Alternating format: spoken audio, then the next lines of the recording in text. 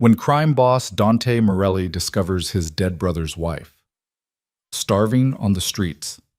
The woman trying to sell her wedding ring for $20 doesn't recognize the black town car that pulls up beside her, but Dante Morelli recognizes her, and the ring. It belonged to his younger brother, the one whose death he caused with a single cold decision 6 years ago. Now Elena Whitmore, once brilliant and untouchable, is homeless and desperate, destroyed by consequences. Dante set in motion and then walked away from.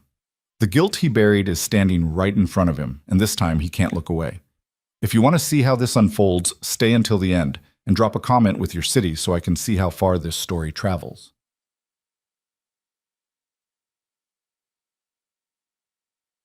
The rain came down hard in Brooklyn, turning the gutters into rivers and the sidewalks into mirrors that reflected nothing but gray. Dante Morelli watched it from behind tinted windows, his driver idling at a red light on a street he shouldn't have been on. He had meetings across town, contracts to negotiate, and a shipment that needed his signature before midnight. But Romano had taken a wrong turn, and now they were stuck in traffic on the kind of block where people didn't make eye contact and everyone moved fast. "Boss, you want me to take Atlantic?" Romano asked from the front seat. Dante didn't answer. His attention had caught on something outside. A woman standing beneath the broken awning of a closed pawn shop. She was too thin, her clothes hanging off her frame like they'd been borrowed from someone twice her size. Her hair, dark and tangled, stuck to her face in wet streaks. She held something small in her hands, turning it over and over, and even from this distance Dante could see the shake in her fingers. "Boss?" "Hold on!" The woman stepped forward as a man in a stained jacket approached her. Dante couldn't hear what they were saying, but he watched her hold up the object. A ring, he realized. A wedding ring. The man leaned in, squinting, then shook his head and walked away. The woman's shoulders sagged. She looked down at the ring like it had betrayed her. Something about the way she moved made Dante lean forward. "Pull over." "Here?" "Now." Romano didn't argue. The car slid to the curb and Dante was out before it fully stopped. The rain hit him immediately, soaking through his suit jacket, but he barely noticed. He was already walking toward the woman, his shoes splashing through puddles, his eyes locked on her face. She didn't look up until he was 5 feet away, and then she did. Dante stopped moving. Her eyes, hollow, exhausted, framed by bruised dark circles, met his. For a second, neither of them reacted. She stared at him like she was trying to place a face from a dream. He stared at her like he'd seen a ghost, because he had. "Elena?" Her name came out rough, disbelieving. She blinked, and recognition flickered across her features. Not relief, not hope, just a slow, dawning horror. "No," she whispered. She took a step back, then another. "Elena, wait." "No." Her voice was sharper now, panicked. She clutched the ring to her chest and turned like she was going to run. But her legs gave out halfway through the motion. She stumbled, catching herself against the brick wall, her breath coming in ragged gasps. Dante moved without thinking. He reached for her arm to steady her, and she jerked away so violently she nearly fell again. "Don't touch me." He froze. She was shaking, not from the cold, not from the rain, from something deeper, something that lived in her bones. "Elena, listen to me." "What are you doing here?" Her voice cracked. "What do you want?" "I didn't know you were—" He stopped. There were no good words for what he was seeing, no way to finish that sentence without making it worse. "I didn't know." She laughed, but it wasn't a sound that belonged to anything human. It was bitter and broken, the kind of noise that came from someone who'd run out of things to lose. "Of course you didn't," she said. "Why would you? You made sure I didn't exist anymore." The accusation hit him like a fist. He didn't flinch, didn't defend himself. He just stood there in the rain and took it. Because she was right. "How long?" he asked quietly. "How long what? How long have you been out here?" She stared at him for a long moment, her jaw working like she was chewing on the answer. Finally, she looked away. "Long enough." "Elena, I don't want your pity." She straightened, trying to pull herself together, but her hands were still shaking. "I don't want anything from you. Just leave me alone." She turned and started walking, her steps unsteady, her shoulders hunched against the rain. Dante watched her go, his mind racing through 1,000 calculations, 1,000 consequences. He could let her walk. He could get back in the car and pretend this never happened. She'd disappear into the city, and he'd never see her again. That would be easier. But easy had never been the problem. Elena, stop. She didn't. Please. That word, please, made her hesitate. She stopped walking but didn't turn around. What happened to you? Dante asked, and this time he couldn't keep the rawness out of his voice. What the hell happened? For a moment she was silent. Then, slowly, she looked over her shoulder. Her eyes were wet, not from the rain. You know what happened, she said quietly. You were there when it started. The truth of it sat between them like a third person, heavy and unignorable. Dante had spent 6 years building walls around that truth, burying it, locking it away. But standing here now, looking at what was left of Elena Whitmore, those walls meant nothing. Get in the car, he said. She turned fully now, her expression hard. Excuse me? You're soaking wet. He stopped himself before he said the word starving, but it hung in the air anyway. Just get in the car. I'll take you somewhere dry. I'm not going anywhere with you. Elena. I said no. Her voice was firm, but her body betrayed her. She swayed slightly, catching herself against the wall again. Dante saw the moment she realized how weak she was, saw the flash of shame that crossed her face. You can barely stand, he said, keeping his voice even. Let me help. Help? She laughed again, that same broken sound. You don't get to help me, Dante. You don't get to swoop in and play hero. Not after... Her voice caught. Not after everything. I know. Do you? She took a step toward him, her eyes blazing. Do you have any idea what the last 6 years have been like? Do you know what it's like to lose everything? Your husband, your home, your life. Because someone decided you weren't worth protecting. Each word was a blade, and Dante let every single one cut. I know, he said again, quieter this time. You don't know anything. You're right. He met her eyes. But I'm asking you to get in the car anyway. She stared at him, her chest heaving, her hands clenched into fists. For a moment, Dante thought she might actually hit him. Part of him wished she would. Why? She demanded. Why now? You didn't care what happened to me 6 years ago. You didn't care when I lost the apartment, when I couldn't pay for the funeral, when I had nothing. So why the hell do you care now? It was a fair question. Dante didn't have a good answer. Because I can see you, he said finally, and I can't unsee it. Elena's expression shifted, something fragile and dangerous flickering across her features. She looked down at the ring in her hand, the gold band worn thin from years of turning it between her fingers. This was going to buy me 3 days, she said softly. Maybe 4, if I was careful. That's all I have left. Dante felt something twist in his chest. How much were they offering? He asked. $20? The number landed like a punch. That ring had cost his brother 3 months' salary. Marco had saved for it, planned for it, presented it to Elena on a rooftop under string lights with his whole heart in his hands. $20. Get in the car, Dante said again, and this time it wasn't a request. Elena looked up at him, her eyes searching his face for something. Ulterior motives, manipulation, lies. Whatever she saw there, it wasn't enough to trust him, but it was enough to make her tired. If I do, she said slowly, it doesn't mean I forgive you. I'm not asking you to. She held his gaze for another long moment. Then without a word, she started walking toward the town car. Dante followed, signaling Romano to unlock the doors.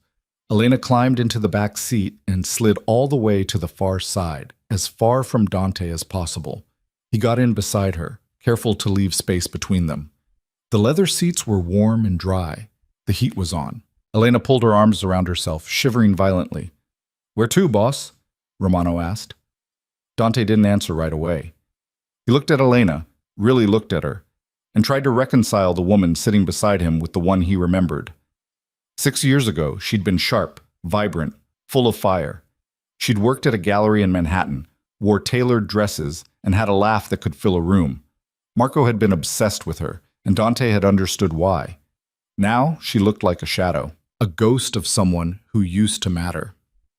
Home, he said finally. Elena's head snapped toward him. No. You need food. Rest. A place to clean up. I don't need anything from you. You can't even stand up straight. That's my problem. Elena, take me to a shelter. Her voice was sharp, desperate. Or a church. Anywhere but your house.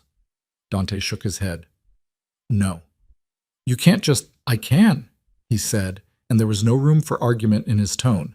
And I am. She stared at him, fury and helplessness warring in her eyes. For a moment, Dante thought she might actually throw herself out of the moving car. But then the fight seemed to drain out of her all at once. She slumped back against the seat, her head resting against the window. I hate you, she said quietly. I know. The drive to Dante's brownstone took 20 minutes. Elena didn't speak. She just stared out the window, watching the city blur past, her reflection ghostly in the glass. Dante sat in silence beside her, his mind already 3 steps ahead. What she'd need, what he could offer, how to keep her from running the second they stopped moving.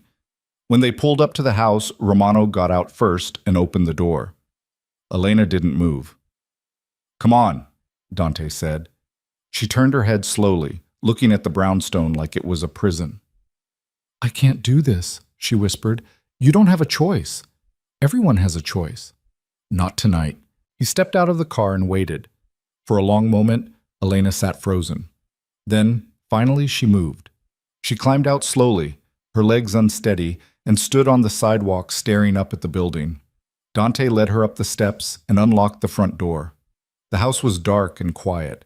His housekeeper had already gone home. He flipped on the lights, and the entryway flooded with warm gold. Elena stood just inside the doorway, dripping onto the hardwood, looking lost. There's a guest room upstairs, Dante said. Second door on the right. It has its own bathroom. Towels are in the closet. She didn't respond. Elena. She blinked, like she was waking up from a trance. What? Go upstairs. Get dry. I'll bring you something to eat. She looked at him for a long moment, her expression unreadable. Then, without a word, she turned and climbed the stairs. Dante watched her go, his chest tight. When she disappeared from view, he let out a breath he hadn't realized he was holding. Dante went to the kitchen and started pulling things from the refrigerator. Bread, cheese, leftover chicken, fruit. He wasn't a cook, but he could put together a plate. His hands moved automatically, assembling food while his mind spun in circles.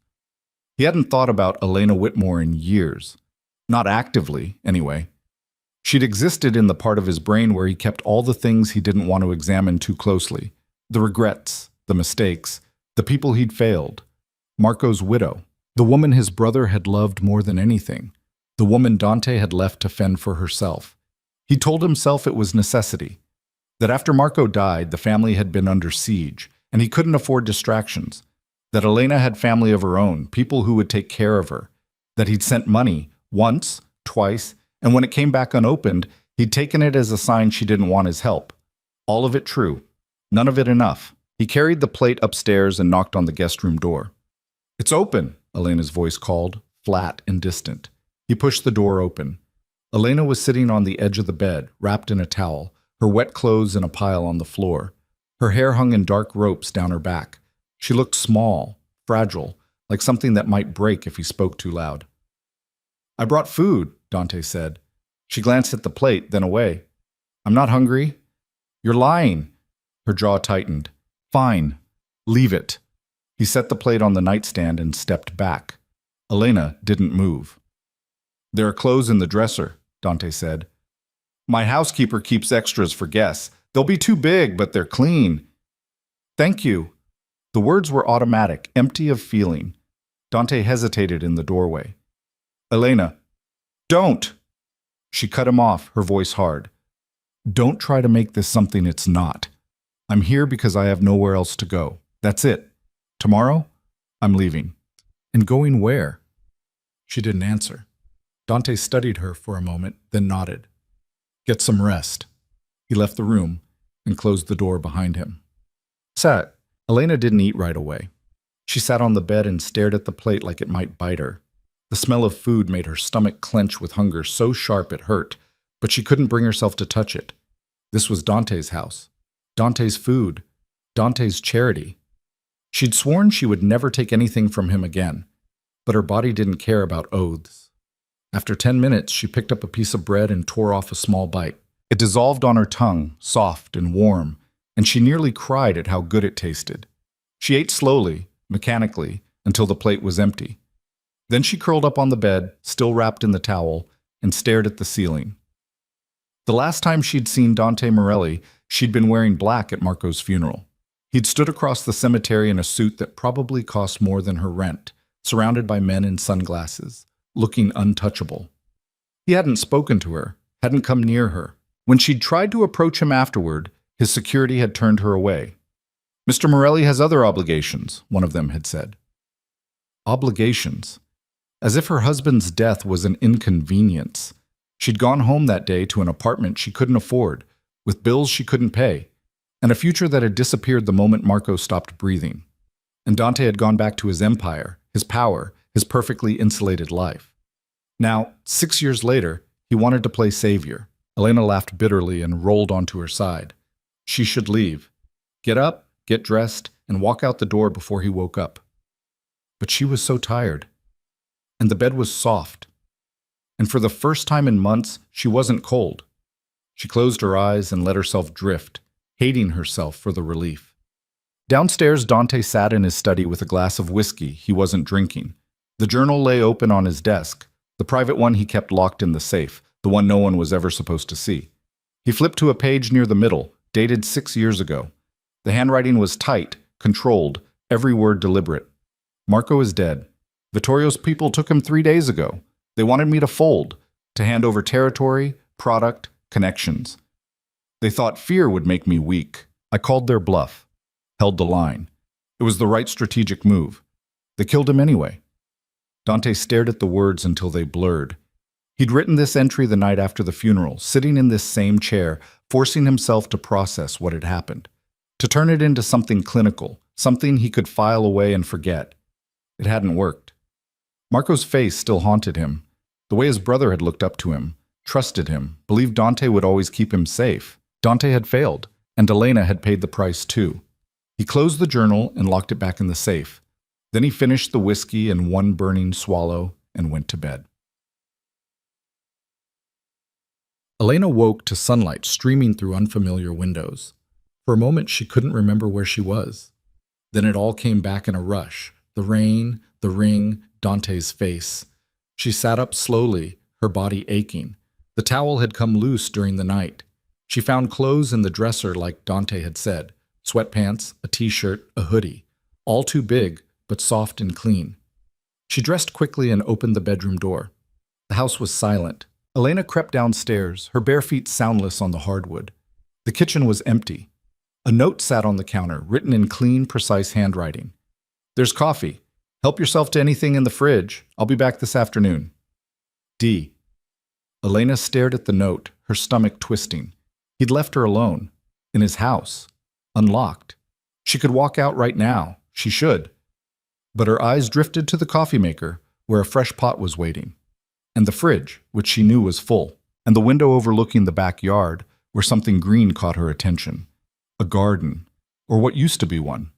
Elena walked to the back door and stepped outside. The yard was overgrown, wild, choked with weeds, but underneath the neglect she could see the bones of something beautiful. Raised beds, a stone path, a trellis covered in dead vines. Someone had cared about this once. She knelt and pulled at a weed, then another. Her hands moved automatically, clearing space, finding soil. It felt good, purposeful. She didn't hear Dante come home, didn't realize he was watching until he spoke. "That was my mother's garden." Elena jumped, spinning around. Dante stood in the doorway, still in his suit, his expression unreadable. "I'm sorry," she said quickly. "I didn't mean to—" "It's fine." He stepped outside, looking at the mess she'd started clearing. "She died 5 years ago. No one's touched it since." Elena brushed the dirt off her hands. "It's beautiful." Or it was. "Yeah." They stood in awkward silence, the air between them heavy with things neither wanted to say. "Why am I here, Dante?" Elena asked finally. He looked at her. Really looked at her, in the daylight, without rain or panic obscuring the truth. "Because I owe you," he said. You can't pay back 6 years with a bed and breakfast. I know. Then what do you want? He didn't have an answer for that. Not one that made sense. I want you to stay, he said finally, until you're ready to leave. No strings. No expectations. Elena laughed, sharp and humorless.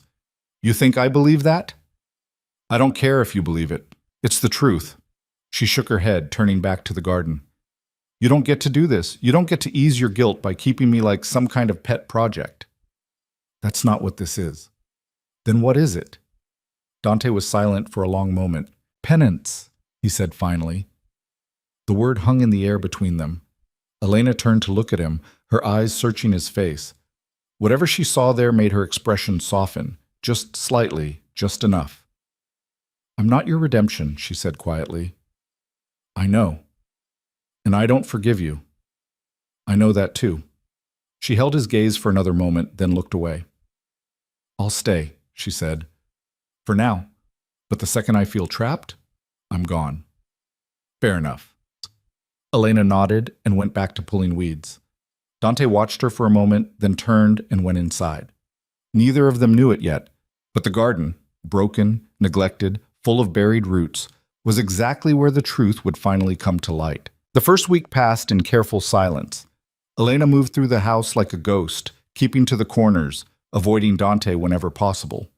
She slept late, ate alone, and spent hours in the garden pulling weeds with a kind of desperate focus that suggested she was trying to uproot more than just plants. Dante watched from a distance, never pushing, never asking questions. He left the house early for work and came home late, leaving space for her to breathe. But he made sure the refrigerator stayed stocked, that clean towels appeared in her bathroom, that the coffee was fresh every morning. They spoke only when necessary. Do you need anything from the store? No. There's leftovers in the fridge if you're hungry.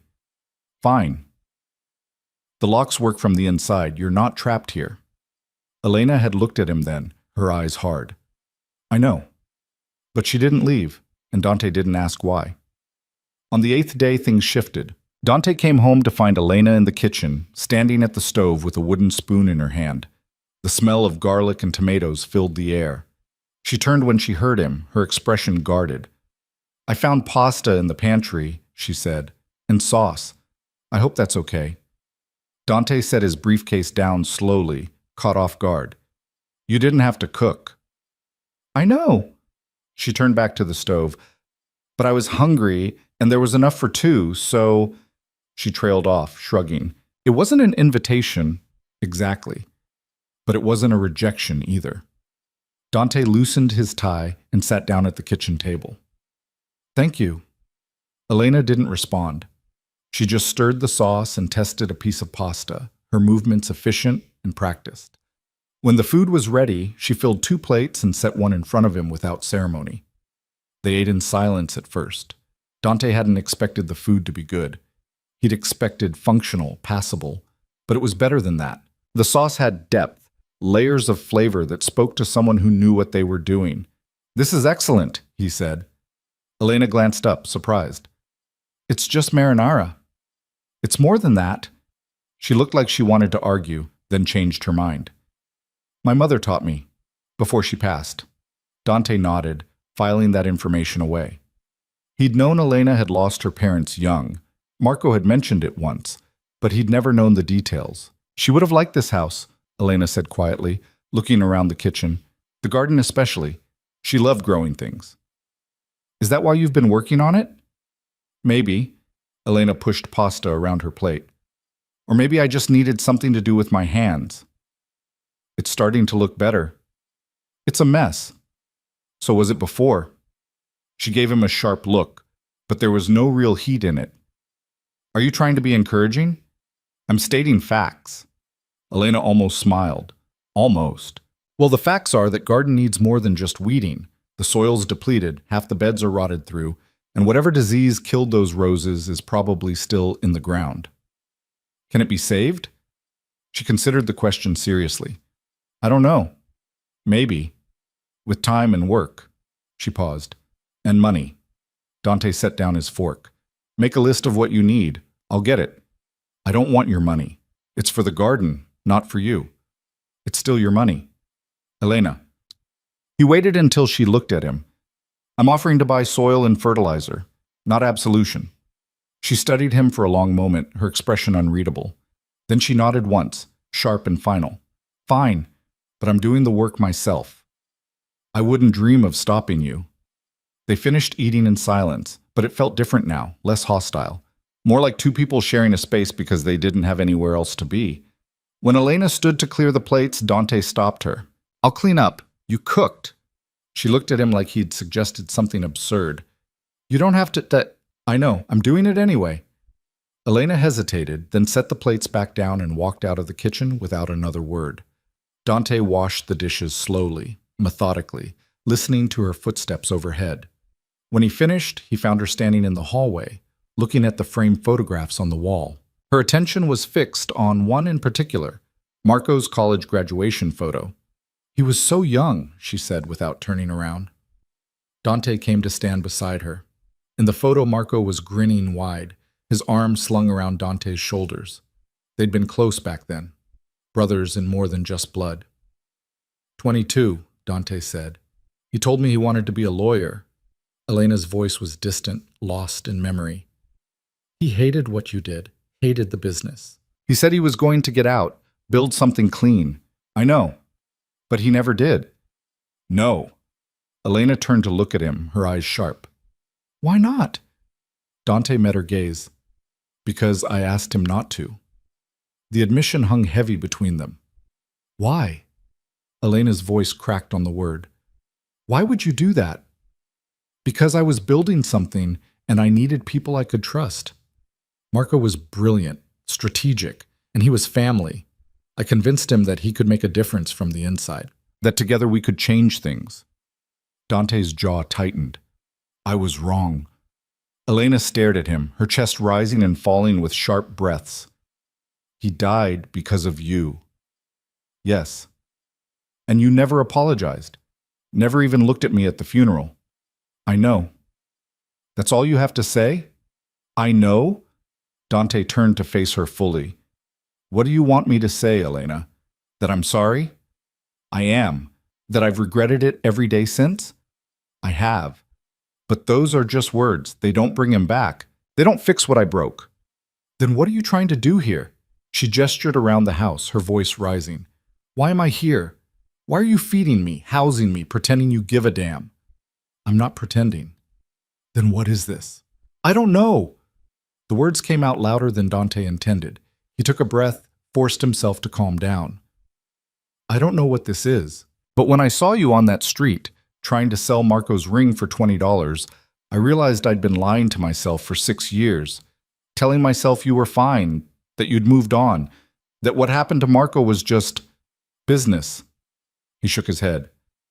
And then I saw you, and I couldn't lie anymore. Elena's eyes were wet, but she didn't cry. You want forgiveness? No. Dante's voice was firm. I want you to survive. I want you to eat and sleep and have somewhere safe to be. I want you to look at that garden and see something worth saving instead of just more death. He paused. I don't expect forgiveness. I don't even want it, because I don't deserve it. For a long moment, Elena just stared at him. Then she turned and walked upstairs without another word. Dante stood alone in the hallway, looking at his brother's face frozen in time, and wondered if he'd just made things better or worse. The next morning, there was a list on the kitchen counter, garden supplies, written in Elena's neat handwriting. Dante took it with him when he left for work. The supplies arrived 2 days later, bags of soil, fertilizer, new gardening tools, seeds, starter plants. Elena was in the garden when the delivery truck pulled up. She watched through the window as 2 men unloaded everything onto the driveway, then disappeared inside without asking Dante about any of it. She found him that evening in his study, surrounded by paperwork. Thank you, she said from the doorway. Dante looked up. You're welcome. That was a lot of stuff. You had a long list. Elena shifted her weight, uncomfortable. I'll pay you back. Eventually. Don't. Dante, I mean it. Don't. He set down his pen. You're bringing that garden back to life. That's payment enough. She wanted to argue. He could see it in the set of her jaw, the tension in her shoulders. but instead she just nodded and left. The garden became her project, her purpose. She worked on it every day, methodically clearing sections, amending soil, planning layouts. Dante would come home to find her kneeling in the dirt, her hands black with earth, her face flushed from exertion. She looked more alive out there than she did anywhere else. One evening, he came home to find her still working, even though the sun had set. He flipped on the outdoor lights and brought her a glass of water. "It's almost 9, he said. Elena sat back on her heels, accepting the water. "I know, I just wanted to finish this bed. It can wait until tomorrow." "I know that too." She drank deeply, then wiped her mouth with the back of her hand. "But I like being out here. It's quiet." Dante understood that. The quiet. The escape. "What are you planting?" he asked. "Tomatoes in this bed, herbs in the next one. There's a spot in the back that gets good sun. I'm thinking roses there, but different varieties than what died. Something hardier." "You've thought this through." "It's all I think about." She said it lightly, but there was weight beneath the words. Dante crouched down beside her, examining the freshly turned soil. "Why? Why what? Why does this matter so much to you?" Elena was quiet for a moment, her fingers trailing through the dirt. "Because it's something I can control," she said finally. "Everything else in my life, Marco, the apartment, the money, the streets, it all just happened to me. I had no say. But this?" She gestured to the garden. "This is mine. I decide what grows here. I decide what lives." The rawness in her voice made Dante's chest tighten. "Then you should keep going," he said quietly.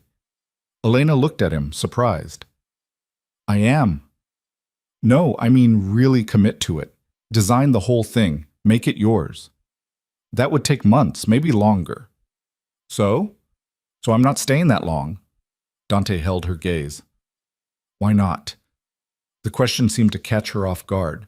She opened her mouth, closed it, then looked away. "Because this isn't my home." "It could be." "No, it couldn't." Her voice was firm. "This is temporary. A stopgap. The second I'm strong enough to stand on my own, I'm gone." "Where will you go?" "I don't know yet. Somewhere."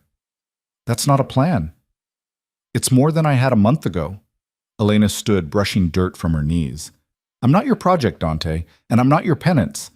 I'm just someone passing through." She walked inside before he could respond.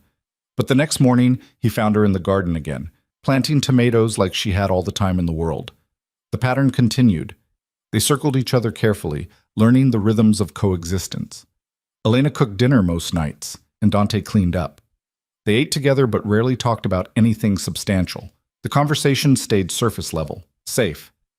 "How was work?" "Fine." "Yours?" "I don't work." "Right. How was the garden?" "Good." It was cordial, polite, completely hollow. But underneath the pleasantries, tension simmered. There were things neither of them said, questions unasked, truths unspoken. They lived in the same house but existed in separate worlds. Until the day Elena found the library. She'd been looking for a book, anything to read before bed, and had wandered into a room she'd previously ignored. It was lined floor to ceiling with shelves packed tight with volumes. Histories, classics, contemporary fiction, philosophy. An entire wall dedicated to books. Elena ran her fingers along the spines, marveling. She pulled out a worn copy of Chekhov and flipped it open. Inside the front cover, written in faded ink, Marco Morelli, Columbia University, 2015. Her breath caught.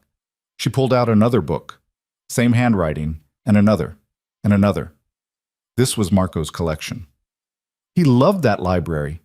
Elena spun around. Dante stood in the doorway, his jacket slung over one shoulder. "I didn't hear you come in," she said. "You were absorbed." He nodded toward the books. Marco spent every spare dollar he had on those. Said a man who didn't read was a man who didn't think. Elena looked back at the shelves, her throat tight. "Why did you keep them?" "Because they were his." "You could have donated them, sold them, given them away." "I could have." Dante stepped into the room. "But then I wouldn't have anything left of him except memories." Elena set the Chekhov down carefully, like it might break. I didn't know he went to Columbia. Full scholarship, top of his class. He never told me that. He didn't like talking about it, said it made him sound pretentious. Elena laughed, a small, sad sound. That's exactly what he would say. They stood in silence, surrounded by ghosts. You can read any of them, Dante said finally. Take whatever you want to your room. Thank you. He turned to leave, then stopped. Elena? Yeah? He loved you. More than anything. I need you to know that. Elena's vision blurred. She blinked hard, forcing the tears back. I know. Dante nodded and left her alone with the books. That night, Elena lay in bed reading Chekhov by lamplight, her fingers tracing words Marco had once read. She felt closer to him here, in this house, than she had in years. It was disorienting, wrong, somehow. But she couldn't bring herself to stop. The days bled into weeks. The garden grew. Elena grew stronger, her body filling out, color returning to her cheeks. She looked less like a ghost and more like a person. But the house remained tense, charged with unspoken things. One evening, Dante came home to find Elena in the living room, curled up on the couch with a book. She'd started doing that, reading in the common spaces instead of hiding upstairs. It was a small shift, but Dante noticed. Good book? He asked. Tolstoy. So, dense as hell, but yeah. He smiled. Actually, smiled. Elena stared at him. What? He asked. I don't think I've ever seen you smile before. The expression faded. I don't do it often. Why not?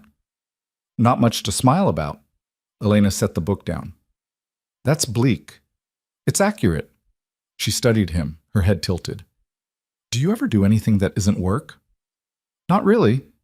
That's sad. It's efficient. It's lonely. The word landed like a stone. Dante didn't argue. He just went to the kitchen and poured himself a drink. Elena followed him, leaning against the doorframe. I'm not trying to pick a fight. I know. I'm just saying, this house is huge. You're here all alone. That can't be healthy. I'm not alone anymore. I don't count. Why not? Because I'm temporary, remember? Dante took a sip of whiskey, not looking at her. Right. Elena sighed. Look, I'm not good at this, at small talk or whatever this is, but you've been decent to me, and I'm trying to be decent back, so I'm asking, are you okay? Why do you care? I don't know. Maybe I'm just bored. He glanced at her, and she was almost smiling. Almost. I'm fine, he said. Liar. Elena, you work 16-hour days, come home to an empty house, and drink alone in your kitchen. That's not fine. That's a coping mechanism. Since when did you become a therapist? Since I spent 6 months on the streets and learned to spot people who are barely holding it together. She crossed her arms. You're surviving, Dante, not living. There's a difference. He wanted to argue, to tell her she didn't know what she was talking about. But the truth was, she'd nailed it. What do you want me to say? He asked quietly. I don't want you to say anything. I just want you to know I see you. The admission hung between them, fragile and dangerous. Dante set down his glass. I see you too. Elena's expression shifted, something vulnerable flickering across her features before she shut it down. Yeah, well, don't look too close. You might not like what you find. She left before he could respond. That night, Dante couldn't sleep. He lay in bed staring at the ceiling, replaying the conversation in his head. Elena's words echoed. You're surviving, not living. She was right. He hadn't lived in 6 years. He just kept moving forward, one day at a time, building walls to keep the guilt out. But the walls hadn't worked. They just made him hollow. Around 2 in the morning, he gave up on sleep and went downstairs. The light was on in the kitchen. Elena sat at the table in an oversized sweater, drinking tea. Can't sleep either? She asked. No. Want some? She gestured to the kettle. Dante hesitated, then nodded. He poured himself a cup and sat down across from her. They didn't talk. They just sat in the quiet, drinking tea, listening to the house settle around them. It felt almost peaceful. Thank you, Dante said finally. For what? For being honest earlier, about the coping mechanism thing. Elena shrugged. I've had a lot of time to think about survival versus living. Figured I'd share the wisdom. Is that what you're doing now? Living? She considered the question seriously. I'm trying. Some days are better than others. Same. They fell back into silence, but it wasn't uncomfortable. It was just there. Can I ask you something? Elena said. Depends on the question. Why didn't you come to the funeral? Really? Dante's grip tightened on his mug. He'd known this question was coming eventually, had dreaded it. Because I was a coward, he said finally. That's not an answer. It's the only one I have. He met her eyes. I couldn't face you, couldn't look at you and see what I'd done, so I stayed away and told myself it was better that way, that you'd heal faster without me around. That was stupid. I know. I needed answers, Dante. I needed to know why he died, what happened, and you just disappeared. I'm sorry. Stop saying that. Her voice was sharp, angry. Stop apologizing like it changes anything. What do you want me to do? I want you to tell me the truth. She slammed her mug down, tea sloshing over the rim. I want you to stop hiding behind guilt and politeness and just be honest with me. What happened to Marco? Dante felt his chest tighten. This was it, the moment he'd been avoiding. He was taken, Dante said quietly, by Vittorio Calabrese's people. They wanted leverage, territory, product, connections, things I wasn't willing to give up. So you let them kill him. I called what I thought was a bluff. His voice was steady, controlled. I thought they'd negotiate, that they wouldn't actually go through with it because Marco was too valuable alive. But they did. Yes. Elena's hands were shaking. And you just accepted it? No. I tore the city apart looking for the people responsible. I made sure Vittorio paid, but it didn't bring Marco back. Revenge isn't the same as justice. I know. Dante's jaw was tight. But it's all I had. Elena stared at him, her eyes wet, her face pale. You should have told me. I know. You should have let me be part of it. Let me understand. I know. Stop saying that. She stood abruptly, knocking her chair back. Dante stood too, careful not to move toward her. Elena, I can't do this right now. Her voice cracked. I can't sit here and listen to you confess like it absolves you of anything. It doesn't. It just makes it worse. She left the kitchen, her footsteps heavy on the stairs. Dante stood alone, staring at the spilled tea spreading across the table, and wondered if he'd just destroyed the fragile peace they'd built. Upstairs, Elena pressed her back against the closed door of her room and finally let herself cry. Elena didn't come down the next morning, or the morning after that. She stayed in her room with the door closed, emerging only when she knew Dante had left for work. She'd slip downstairs, grab food, and disappear again before he returned. The house felt colder without her presence in it. Dante didn't push. He left notes, short, practical things. There's soup in the fridge. The garden could use watering. I'll be home late. She never responded, but the notes disappeared, so he knew she was reading them. On the fourth day, he came home to find the garden watered and weeded, but Elena was nowhere to be seen. He stood in the backyard looking at the neat rows she'd created, the small green shoots just beginning to emerge from the soil, and felt the weight of his own failure settle heavier on his shoulders. That night, he sat in his study with a glass of whiskey he didn't want, and the journal he shouldn't have kept. He flipped to the entry about Marco's death and read it again, searching for something he'd missed, some detail that would make it hurt less. There wasn't one. He'd made a choice, a calculated, strategic choice, and his brother had died because of it. The truth was simple and brutal, and no amount of rereading would change it. Dante closed the journal and locked it back in the safe. Then he went to bed and didn't sleep. The next morning, Elena was in the kitchen when he came downstairs. She stood at the counter pouring coffee, her back to him, her shoulders tense. Morning, Dante said carefully. Morning. She didn't turn around. He grabbed his briefcase, preparing to leave without pushing for more. But Elena spoke before he reached the door. I'm not avoiding you. Dante stopped. Okay. I just needed time to think. I understand. She finally turned to face him, and he could see the exhaustion in her eyes. Do you? Because I don't think you do. Then explain it to me. Elena set her coffee down with more force than necessary. For 6 years, I thought Marco died because of random violence. Bad luck. Wrong place. Wrong time. That's what everyone told me. That's what I made myself believe because the alternative, that there was a reason, a choice, a person responsible, was too much to handle. Her voice cracked. And now I find out it wasn't random at all. That you knew. That you made a decision that got him killed, and I'm supposed to what? Just accept that? No. Then what am I supposed to do with this, Dante? How am I supposed to live in your house, eat your food, work in your garden, knowing what you did? I don't know. The admission was raw, honest. I don't have an answer for you. Elena laughed bitterly. Of course you don't. But I'll tell you this. Dante stepped closer, his voice low and steady. I'm not going to defend myself. I'm not going to justify what I did or try to make you see it from my perspective. What I did was wrong, period. And if you want to hate me for it, you should. You have every right. I already hate you. Good. They stared at each other across the kitchen, the air between them charged with anger and grief and something else neither of them wanted to name. Then why are you still here? Dante asked quietly. Elena opened her mouth to answer, then closed it. She looked away, her hands gripping the counter. Because I have nowhere else to go. That's not true anymore.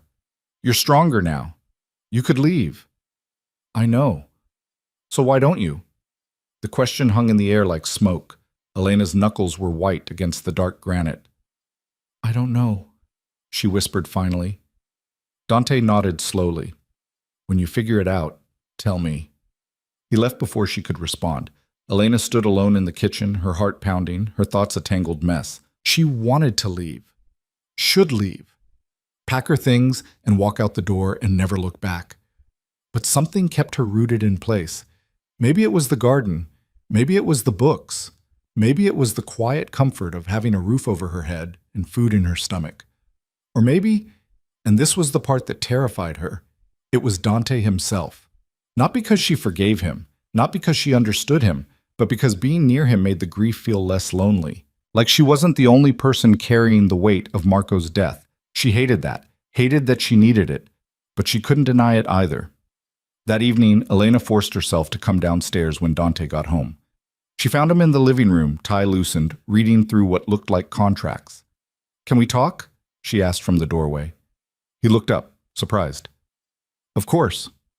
She sat down on the opposite end of the couch, keeping distance between them.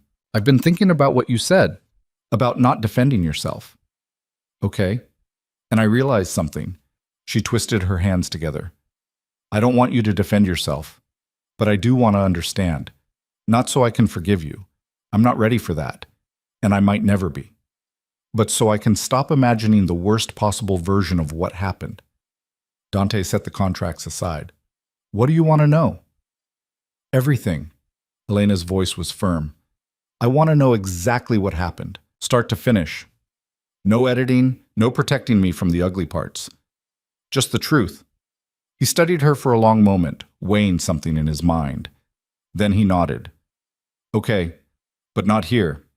He stood. Come with me. Elena followed him upstairs to his study. He unlocked the safe and pulled out the journal, setting it on the desk between them. This is my private record, he said. Everything I couldn't say out loud. Everything I needed to process, but couldn't share. He opened it to the section about Marco. It's not pretty, and it's going to hurt. I know. Are you sure you want this? Elena looked at the journal, then at Dante. Yes. He slid it across the desk to her. Read it, all of it, and when you're done, if you have questions, I'll answer them. She picked up the journal with shaking hands. The pages felt heavy, weighted with secrets. Dante moved toward the door. I'll give you privacy. No.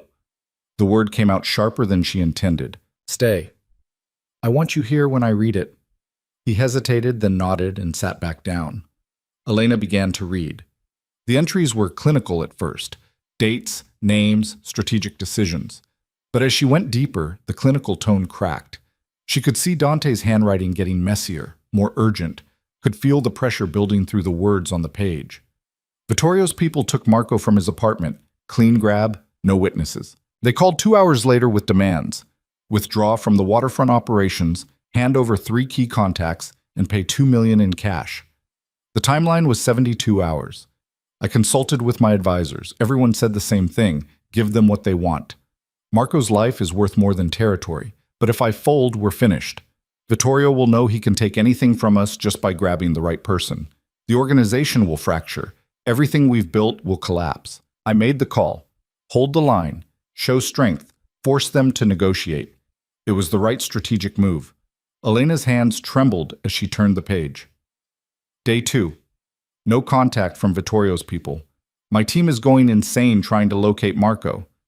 Nothing. It's like he vanished. I'm starting to think I miscalculated. Day 3. Still nothing.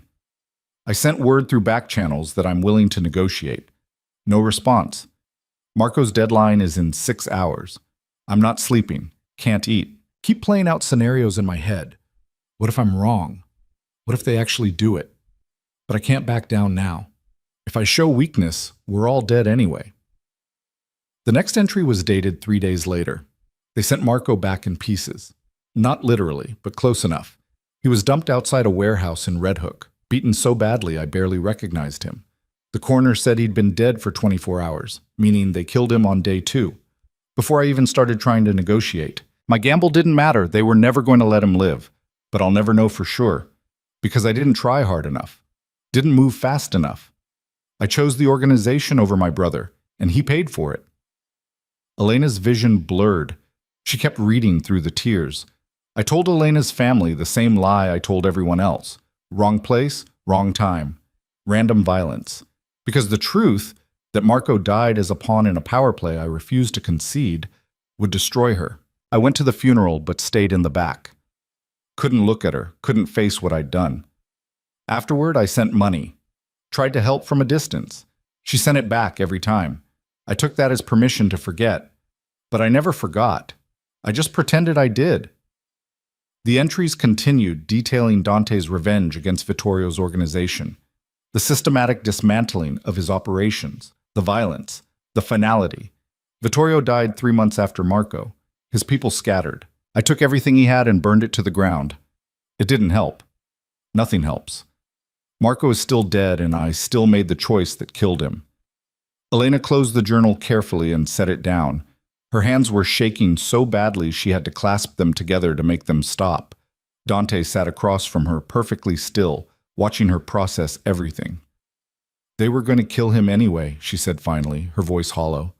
Maybe. You wrote it yourself. They killed him on day 2, before you even tried to negotiate. I did write that.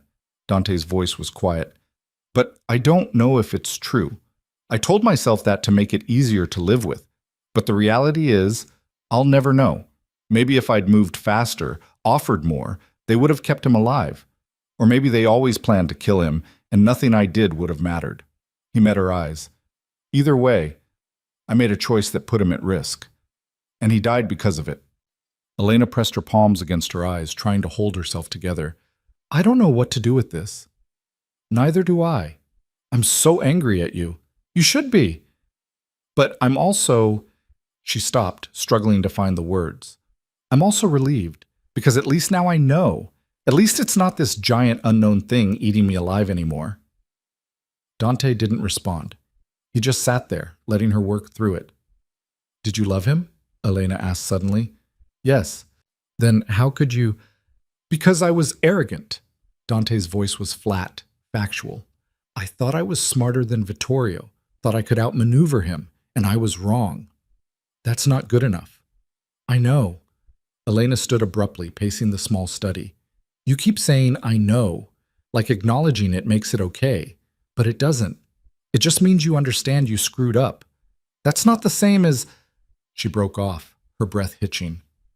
The same as what? Dante asked gently. The same as caring, the words exploded out of her. You're so calm about this, so controlled, like you're discussing a business deal that went bad. But this was your brother, my husband, a person who loved you, who trusted you, who died because you gambled with his life. You're right. Stop agreeing with me. She spun to face him. Fight back. Defend yourself. Get angry. Something. Anything other than this. this empty acceptance. Dante stood slowly, and for the first time since she'd started reading, his composure cracked. You want me to get angry? Fine. I'm furious. At myself, at Vittorio, at the entire situation. I wake up every morning wishing I could go back and make a different choice. I see Marco's face every time I close my eyes. I hear his voice in my head telling me I'm an idiot for choosing the business over him. And I know he's right. His voice rose. I destroyed my brother, I destroyed you, and I destroyed myself, all because I was too proud to admit I was wrong. Is that what you wanted to hear? Elena stared at him, her chest heaving. Yes. They stood across from each other, both breathing hard, the air between them electric. I can't stay here, Elena said finally. Dante's expression shuddered. I understand. No, you don't. She shook her head. I can't stay here and pretend this is normal, that we can just coexist and ignore the fact that you're responsible for the worst thing that ever happened to me. But I also... She stopped, frustrated. I also don't want to leave. Not yet. Not like this. Then what do you want? I want time. Elena wrapped her arms around herself. I want to finish the garden. I want to keep reading Marco's books. I want to figure out who I am now that I know the truth. And then, when I'm ready, I want to leave on my terms, not running away. Not out of desperation, but because I chose to. Dante nodded slowly. Okay. That's it? Just okay? What else do you want me to say? I don't know. Maybe tell me I'm being unreasonable, or that I should just forgive you and move on, or literally anything other than just accepting whatever I decide. You get to decide, Elena, about all of it. When you stay, when you leave, whether you ever speak to me again after this, that's yours. I don't get a vote. She studied him, looking for cracks in the facade. Why? Because I took your choices away once before. His voice was quiet. When I didn't tell you the truth about Marco. When I let you think it was random, instead of giving you the information you deserved. I won't do that again. Elena felt something shift in her chest. Not forgiveness. Not even close. But maybe the smallest recognition that Dante was trying, in his broken way, to do right by her. I'm going to bed, she said finally. Okay. She walked to the door, then paused. Thank you for showing me the journal. You deserved the truth. Yeah. She looked back at him. I did. She left him alone in the study with the journal still open on the desk. The next morning, things were different. Not better exactly, but clearer. Elena came downstairs to find Dante making breakfast, or attempting to. He stood at the stove with a spatula, scowling at scrambled eggs that were definitely burning. You're going to set off the smoke alarm, she said. He looked up, startled. I thought you were still asleep. I was. The smell woke me up. She crossed to the stove and took the spatula from his hand. Move. Dante stepped aside, watching as she salvaged what she could of the eggs and started fresh with a new pan. I don't usually cook, he said. I noticed. I thought you might be hungry. Elena glanced at him, surprised. That's thoughtful. Don't sound so shocked. A small smile tugged at her lips despite everything. Can you hand me the salt? They worked in tandem, Elena cooking, Dante following her quiet instructions. It should have been awkward, should have been tense, but somehow it wasn't. When the food was ready, they sat at the kitchen table and ate in silence. But it was a different kind of silence than before. Less hostile, more thoughtful. I'm going to work on the rose bed today, Elena said eventually. Do you need help? She considered the offer. Actually, yeah, the soil needs to be turned pretty deep, and my back's still not great. I'll help after work. You don't have to. I know. I want to. Elena nodded, accepting it.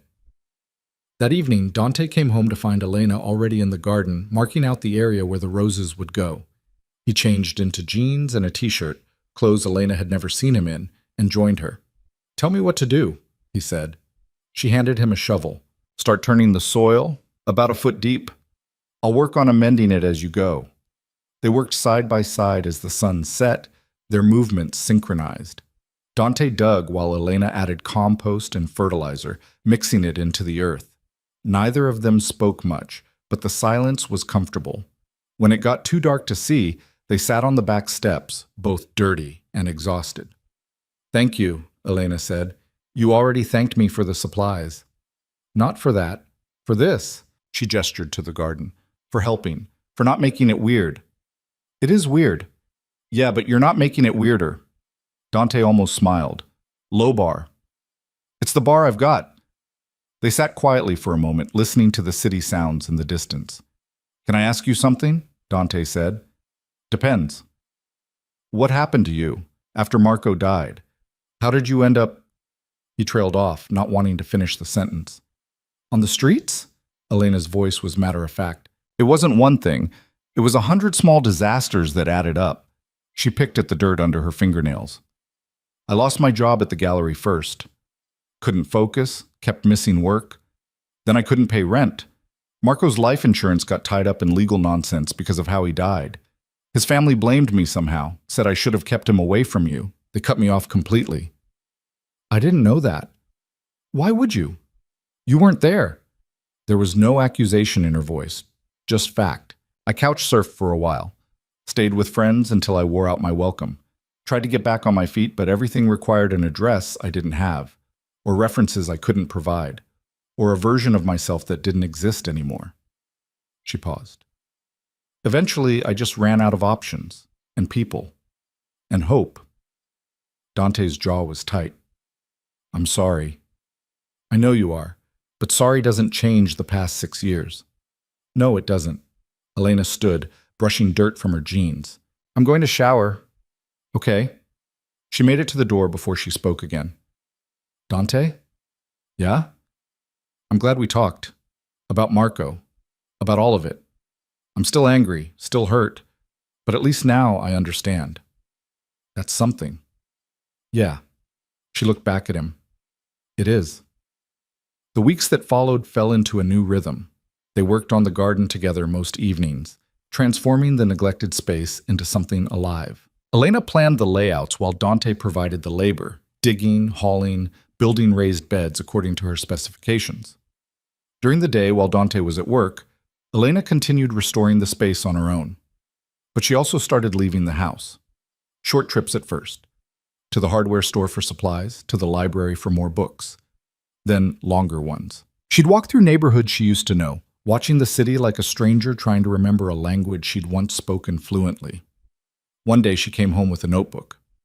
"What's that?" Dante asked when he saw her writing in it that evening. "Plans." She showed him pages filled with sketches and notes. "For the garden.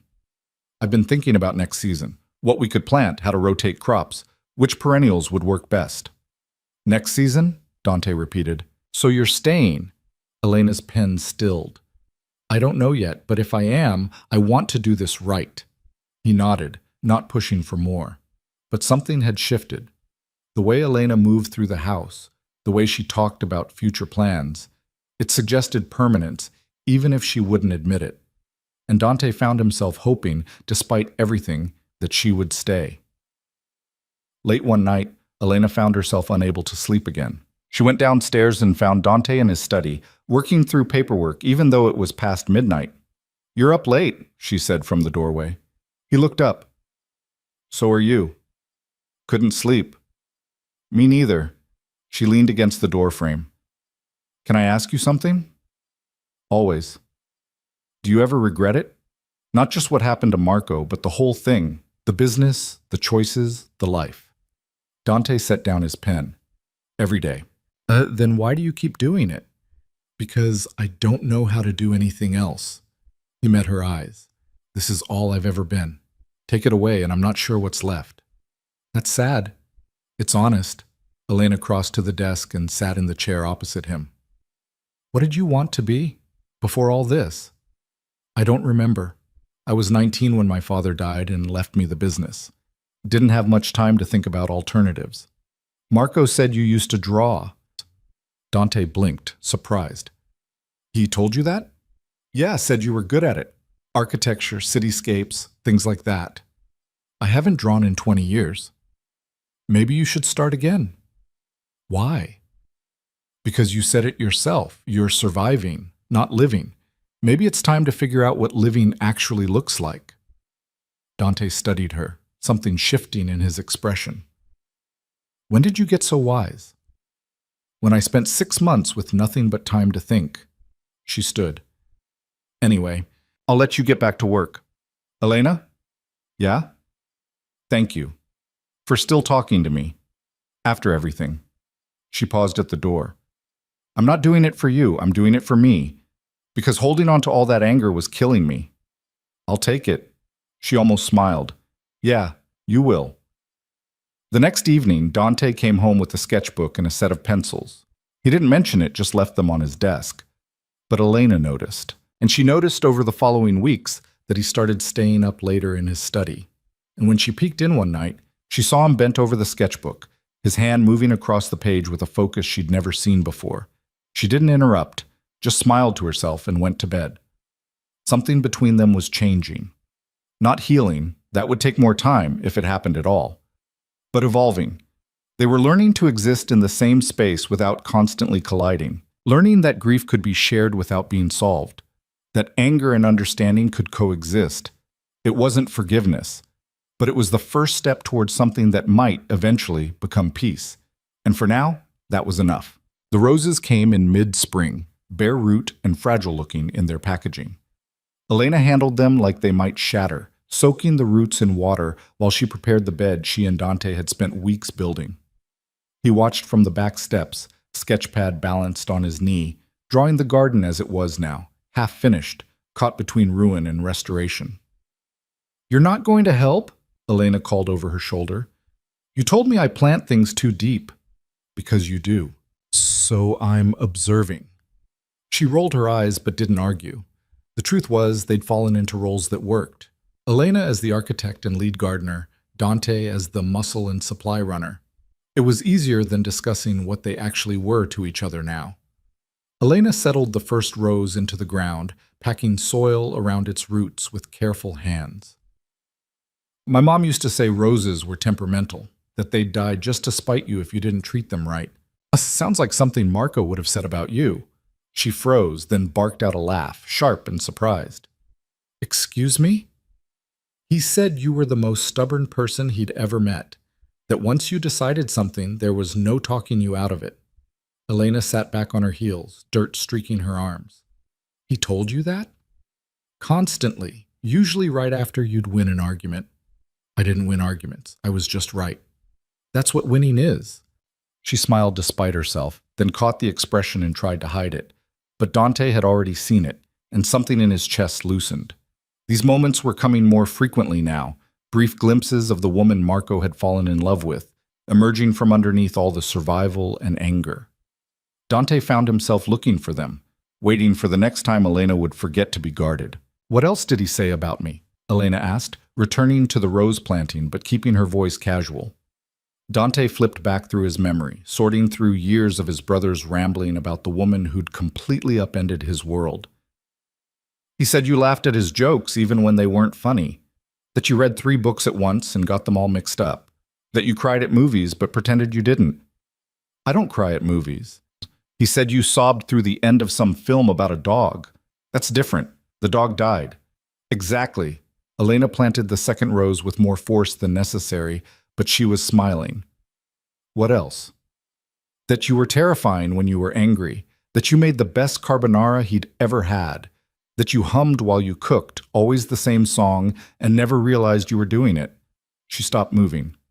What song? He never told me, said it drove him crazy trying to figure it out. Elena was quiet for a long moment, her hands still in the soil. When she spoke, her voice was soft. It was something my mom used to sing. I don't even remember the words anymore, just the melody. Dante didn't respond, just let the memory sit between them. They worked in companionable silence until all 6 roses were planted. Elena stood and surveyed her work, hands on her hips, dirt smudged across her cheek. They look good, Dante said. They look half dead. They'll grow. Maybe. She wiped her face, making the dirt streak worse. If they don't, we'll try again next year. Next year. The words hung in the air, heavy with implication neither of them acknowledged. That night, Elena was pulling books from Marco's library when she noticed one tucked behind the others. A small leather journal, different from the others. She pulled it out and opened it to find Marco's handwriting, younger and messier than she remembered. Her heart stopped. This wasn't Dante's journal. This was Marco's. She sat down right there on the floor and started reading. The entries were scattered, irregular, thoughts and observations from Marco's early 20s. Dreams about law school, complaints about family pressure, sketches of buildings he wanted to design someday. And then, about halfway through, a new theme emerged. Met someone today, gallery opening in Soho. She wore this red dress and spent 20 minutes arguing with some pretentious guy about Rothko. She was completely right, and he was completely wrong, and watching her dismantle his argument was the most attractive thing I've ever seen. I didn't even get her name. Elena's breath caught. She kept reading. Found out her name. Elena Whitmore. Works at the gallery. Went back 3 times this week pretending to be interested in art. Pretty sure she knows I'm full of it, but she keeps talking to me anyway. I'm in trouble. The entries continued, documenting their entire relationship from Marco's perspective. His nervousness before their first real date. His certainty, just 6 weeks in, that he was going to marry her. His terror when he introduced her to Dante and his brother just stared at her without saying a word for a full minute. Dante finally told me what he thought about Elena. He said, "She's too good for you. Don't screw it up." Then he walked away. High praise from my brother. Elena laughed through tears, her hand pressed to her mouth. There were entries about the proposal, about the wedding planning, about the apartment they'd moved into together. And then the entries changed tone. Dante asked me to stay in the business, said he needed someone he could trust, someone smart.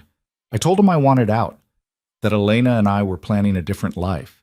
He said the family needed me, that I was the only one who understood both sides, the legacy and the future. I said I'd think about it. Elena's going to kill me. She turned the page with shaking hands, told Elena I was staying. She didn't yell, which was somehow worse, just got very quiet and asked if I was sure. I'm not sure. But Dante's right. Someone needs to push this organization towards something better. And if not me, then who? She said okay. Said she'd support whatever I decided. I don't deserve her. The entries became darker after that. Marco documenting the slow realization that Dante's promises about reform were just that, promises, that the business was what it was, and one person couldn't change it from the inside. I want to leave. Should have left a year ago. But Dante needs me, and I can't just abandon him. He's my brother. Elena deserves better than this. Better than me. The final entry was dated 3 days before he died. Something's wrong. Dante's been tense all week, won't tell me why. I pushed him on it tonight and he told me to trust him, to stay close to home until things settled down. I should listen. But Elena and I are supposed to have dinner with her friend tomorrow, and I don't want to cancel. She's been so patient with all the chaos. I owe her normal. One dinner won't hurt. The journal ended there. Elena sat on the floor of the library, the journal in her lap, crying so hard she could barely breathe, because now she knew. Marco had died going to a dinner she'd wanted, died trying to give her a few hours of normal in a life that had stopped being normal the moment he agreed to stay in Dante's world. She'd spent 6 years blaming Dante for Marco's death, and she'd been right to. But Marco had made choices too, had chosen to stay when he could have left, had chosen loyalty to his brother over safety. It didn't excuse what Dante had done. Nothing could. But it complicated the story Elena had been telling herself. She didn't know how long she sat there. Eventually, she heard footsteps. "Elena?" Dante's voice came from the hallway. "You okay? I heard." He stopped in the doorway when he saw her, his expression shifting from concern to understanding the moment he noticed the journal in her hands. "You didn't know about this," Elena said. It wasn't a question. "No." Dante's voice was rough. "I didn't even know he kept one. He wanted to leave. The business, you, all of it." "I know." "You knew?" "Not from the journal, but yeah, I knew. He told me a dozen times." Dante leaned against the doorframe like he needed the support. "And I convinced him to stay every single time. Told him I needed him, that he was making a difference, that things would get better. He closed his eyes. I lied to keep him close, and it got him killed. Elena stood on shaky legs, still clutching the journal. He chose to stay, Dante. You didn't force him. I manipulated him. You asked him to stay. That's not the same thing. Isn't it? No. Elena's voice was firm. Marco was a grown man. He made his own choices. Bad choices, maybe. Choices I wish he hadn't made, but they were his. Dante stared at her like she'd spoken a language he didn't understand. Why are you defending me? I'm not defending you, I'm just... She stopped, trying to find the right words. I spent 6 years thinking Marco's death was meaningless, random, and then I found out it wasn't, and I thought that made it your fault. Simple, clean, one person to blame. She held up the journal. But this makes it messy, makes it complicated, and I hate that. I want it to be simple. Want to be able to point at you and say, you did this, and have that be the whole story. It is the whole story. No, it's not. She crossed to where he stood, stopping just in front of him. Marco chose to stay in your world? Chose to ignore the warning signs? Chose to go to that dinner even when you told him to stay home? You made terrible decisions, and those decisions created the circumstances that killed him. But he made choices too, and I can't ignore that just because it's easier to blame you for everything. Dante's jaw worked, his eyes searching her face. What are you saying? I'm saying the truth is more complicated than I wanted it to be, and I don't know what to do with that. They stood in the silence of the library, surrounded by Marco's books and dreams, and the ghost of who he'd wanted to be. Can I see it? Dante asked quietly, nodding toward the journal. Elena hesitated, then handed it to him. He opened it carefully, reading the entry about their first meeting. A sound that might have been a laugh escaped him. He went to that gallery 4 times, not 3. I know because he borrowed money from me for the subway. He told me he was there because he loved art. Marco thought Rothko was boring red squares, his words. Elena huffed out something between a laugh and a sob. I knew he was lying. He got this look on his face whenever he was full of it, like he was trying not to smile. He had that look constantly around you. They stood close now, passing the journal back and forth, reading passages aloud, filling in the gaps in each other's memories. The anger that had defined their relationship for months seemed to dissolve in the face of shared grief, replaced by something neither of them had expected: connection. I miss him, Elena whispered. Me too. Do you think he'd hate us for this? Dante knew what she meant by this, not the house or the garden or the careful peace they'd built, but the fact that they were here together, moving forward while Marco stayed frozen in the past. No, Dante said finally. He'd want you safe, happy. And if that meant making peace with me, he'd understand. I'm not happy. Not yet. But you could be. Elena looked up at him, really looked, and saw something in his face she hadn't noticed before. Not just guilt or regret, but hope. Fragile and uncertain, but there. It terrified her. I need air, she said abruptly, handing him the journal and walking out of the library. She went to the garden because that's where she always went when the world felt too big. The roses were settling in, their leaves unfurling despite the trauma of transplanting. She knelt beside them, running her fingers over the new growth. She heard Dante follow her out, but didn't turn around. I'm sorry, he said. I shouldn't have... You didn't do anything wrong. Elena kept her eyes on the roses. I just needed a minute. Okay. But he didn't leave. He sat down on the steps, giving her space but staying close enough that she knew he was there. After a while, Elena spoke. When I was on the streets, I used to imagine what I'd say to you if I ever saw you again. The speech I'd give. All the ways I'd make you understand what you'd done to me. She pulled a weed that had sprouted near the roses. And now I've said most of it, and you've heard it, and somehow I still don't feel better. What do you feel? Tired? She sat back. Just really, really tired of being angry. So stop. It's not that simple. Why not?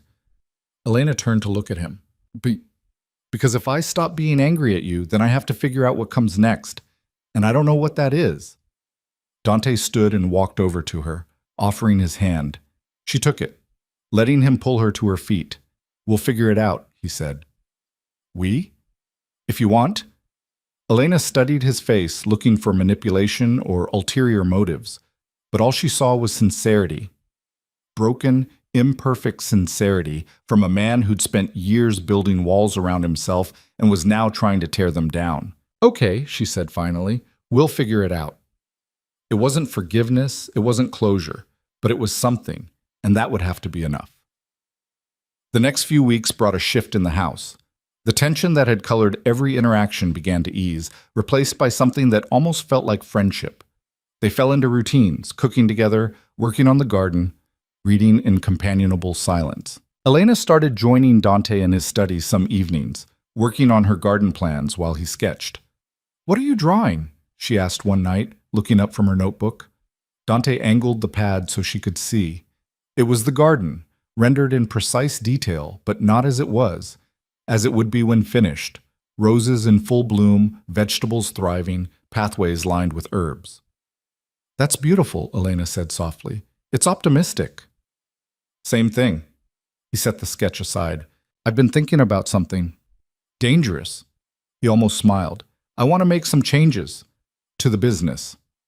Elena's expression became guarded. "What kind of changes?" "Legitimate ones. Marco was right. I've been running this organization the same way for 20 years, telling myself it's necessary.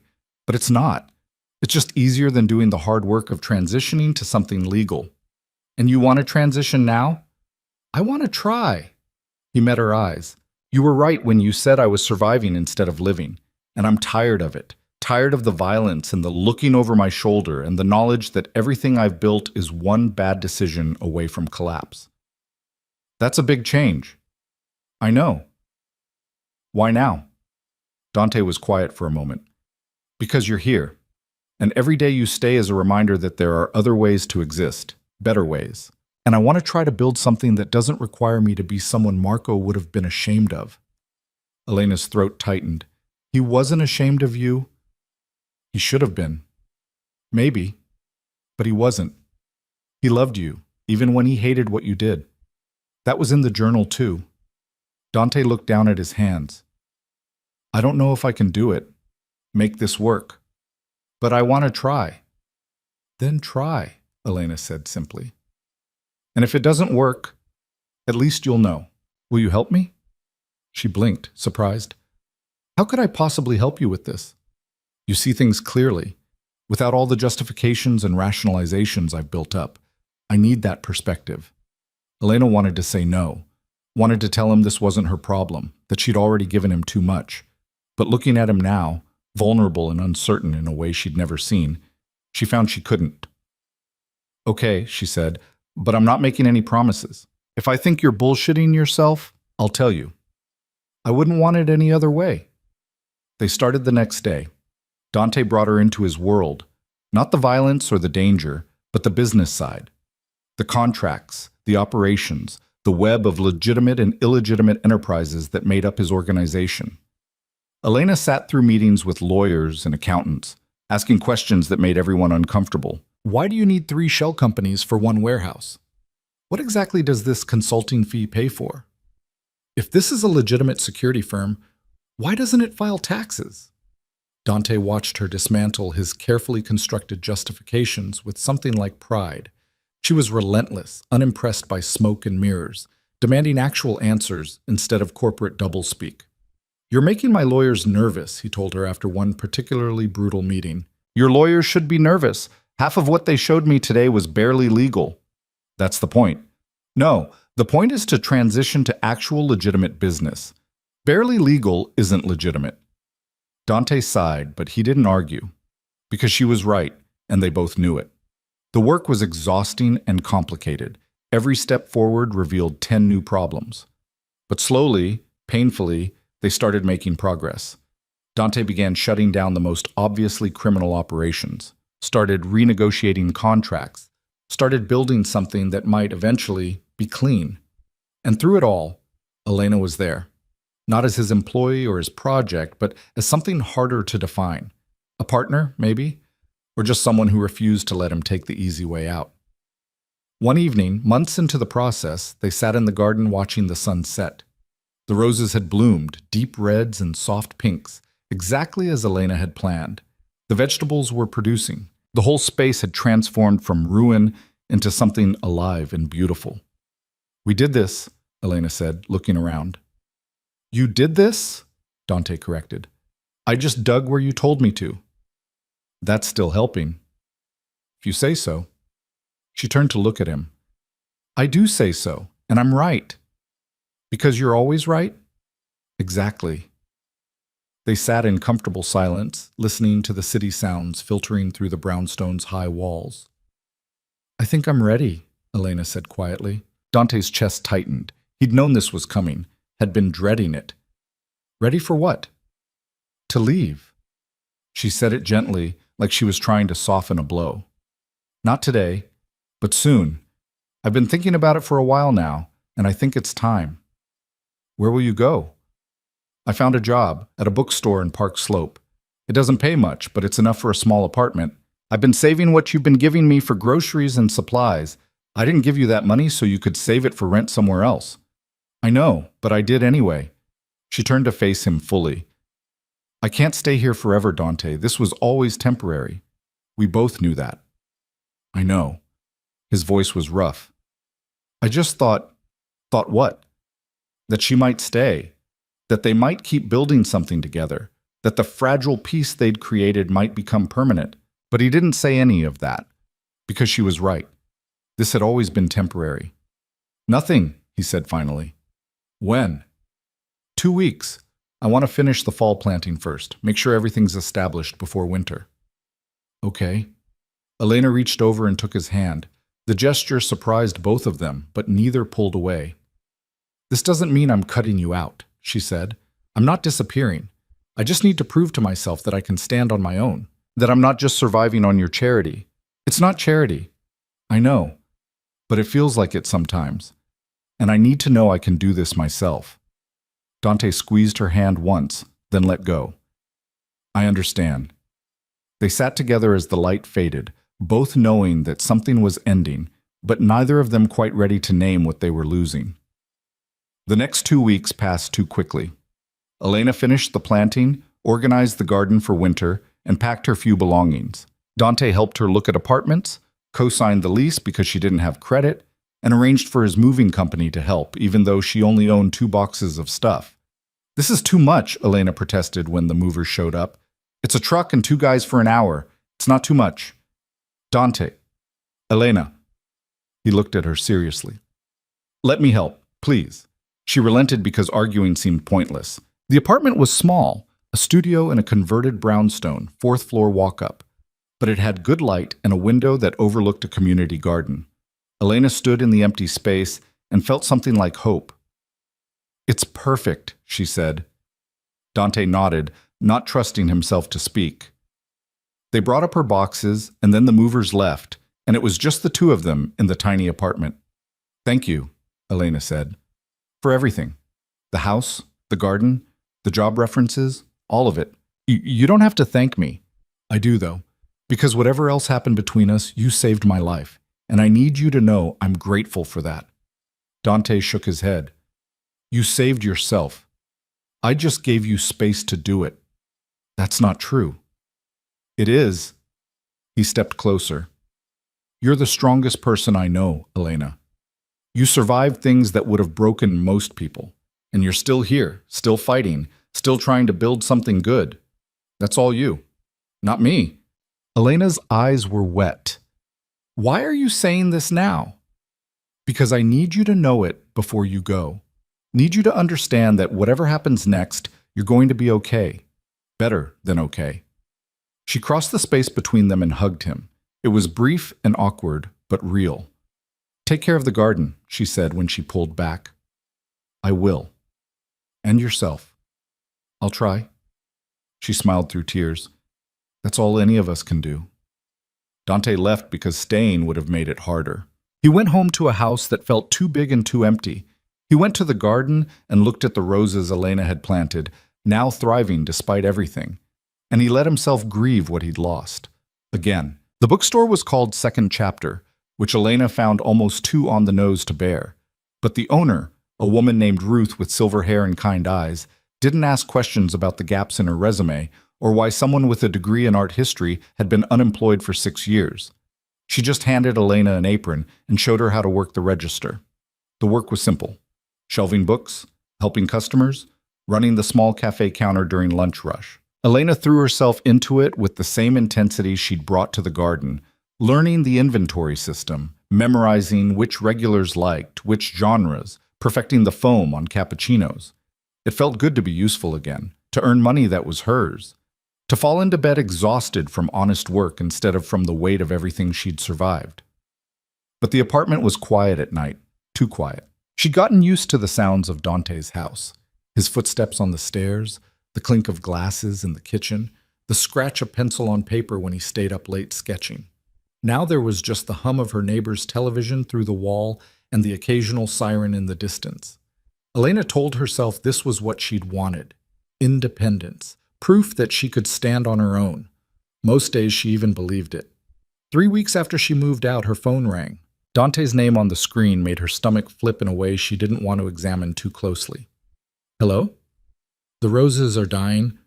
Elena sat up straighter. What do you mean dying?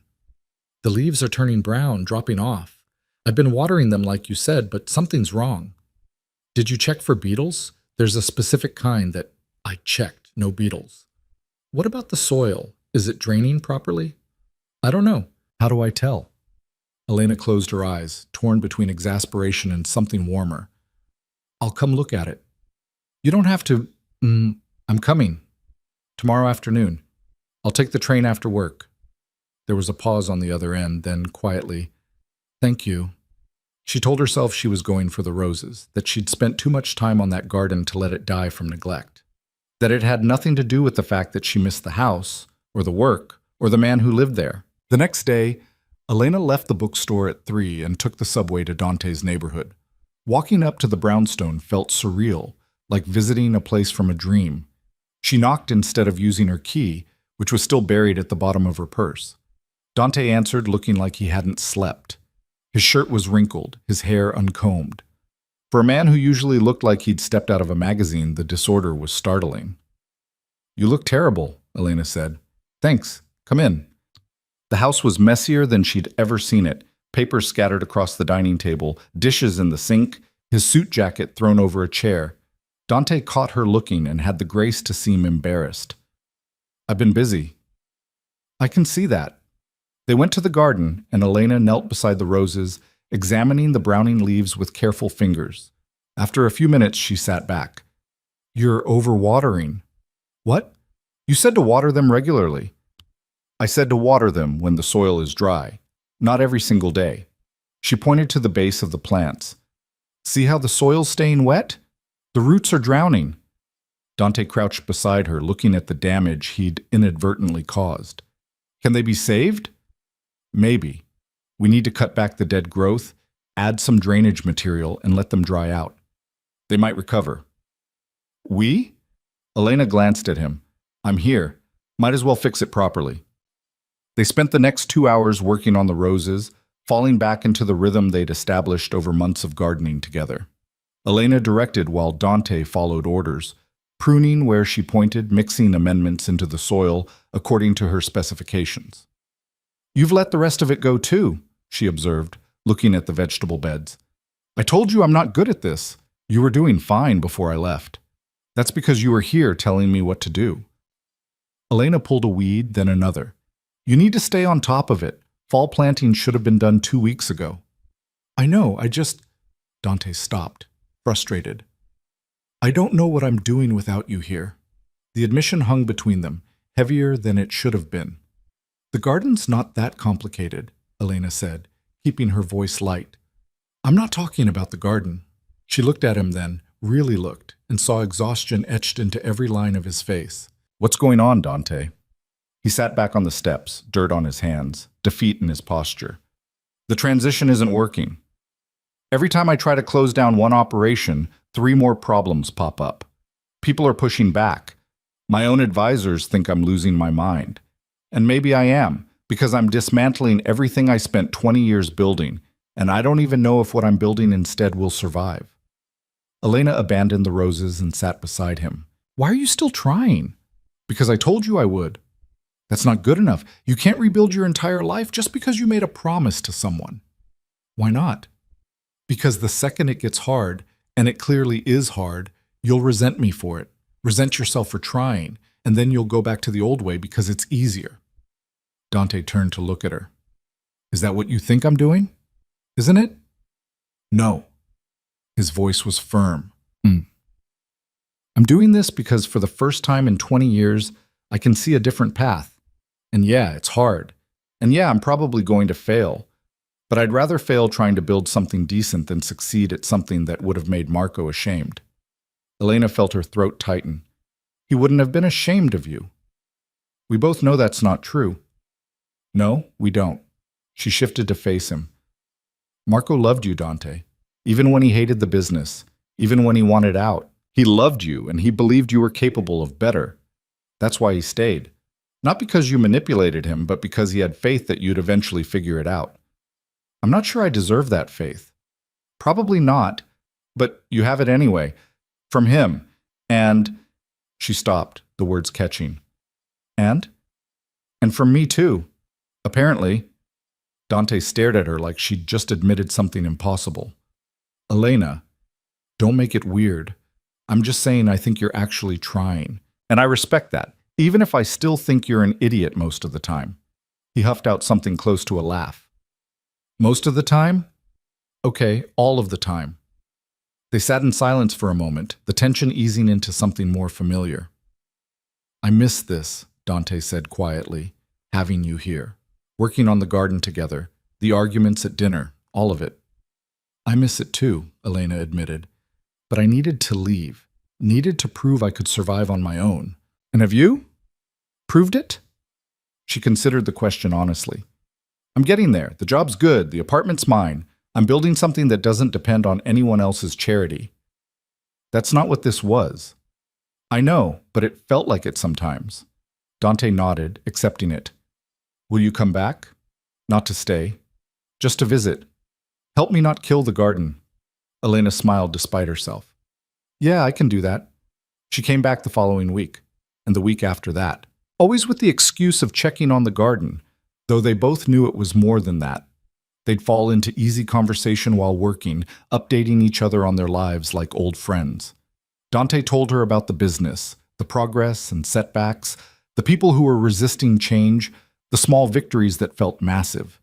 Elena told him about the bookstore, the regular customers she'd started recognizing, the weird questions people asked. Someone came in yesterday looking for a book about time-traveling cats, she said one evening, deadheading roses while Dante weeded. Did you find it? Shockingly, yes. We had 3. Why would anyone write one book about time-traveling cats, let alone 3? That's what I said. Ruth just laughed and told me I hadn't worked in books long enough. They settled into this new pattern, separate lives that intersected weekly in the garden. It was comfortable, safe. And if Elena sometimes caught herself wishing she could stay longer, or if Dante's house felt a little less empty on the days she visited, neither of them mentioned it. 2 months after Elena left, everything changed. She got the call at work. Dante's name on her phone in the middle of her shift, which never happened unless something was wrong. I need you, he said without preamble. Elena stepped away from the register. What happened? There's a problem, a big one. Can you come over? I'm at work until 6. Please? The word, raw and desperate, made her stomach drop. I'll be there in an hour. She told Ruth there was an emergency and caught the next train. Her mind raced through possibilities, each worse than the last. By the time she reached the brownstone, she'd convinced herself someone was dead. But when Dante opened the door, he was alone, and alive, and pacing. What's going on? Elena demanded. I got an offer today. For what? For everything. The whole organization. A buyer who wants to take it all. The legitimate businesses, the contracts, the properties. All of it.